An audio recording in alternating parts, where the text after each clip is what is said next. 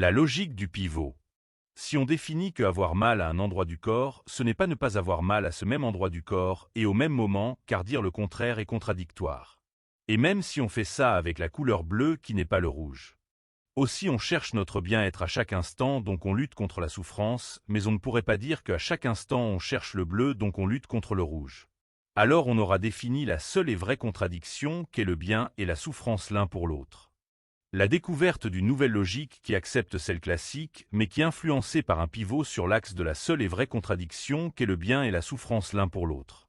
Alors, mis à part cette contradiction prise en compte par le pivot, les autres éléments qui se contredisent pivotent sur l'axe pour être les uns les autres, annulant ainsi leur contradiction. Exemple, ne pas croire mal c'est croire bien, ne pas croire, incroyance, et croire, croyance, sont l'une l'autre. Ou ne pas savoir mal c'est savoir bien.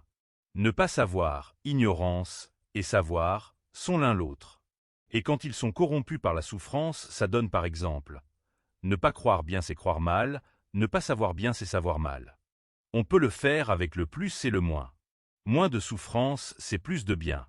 Et corrompu par la souffrance, ça donne moins de bien, c'est plus de souffrance. Donc plus et moins sont l'un l'autre. Alors on peut être plus ou moins bien, ce qui correspond à plus ou moins de souffrance. Et quand quelqu'un dit qu'il est plus ou moins bien, c'est qu'il n'est ni bien ni mal.